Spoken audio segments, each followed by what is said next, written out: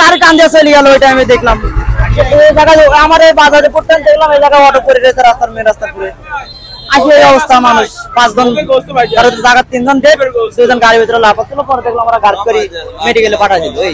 ভাই এখানে আমি বাসা থেকে বের হয়ে আসার পরে ধাম করে শব্দ হয়েছে, পরে এখানে দৌড়ে আসি দেখি যে মানে একটা ভ্যান অ্যাক্সিডেন্ট হয়েছে। পরে 3 জন দেখেছি এক জায়গায় পড়ে আছে, আর 2 জন অটোর ভিতরে ছিল। পরে টাইনে বের করে সবগুলাকে পাঠানো হাসপাতালে পাঠানো হয়েছে। এখানে যতসব 3 জন ডেট।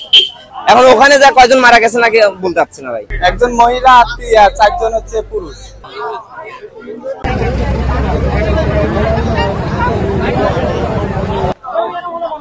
পাঁচজন আছে।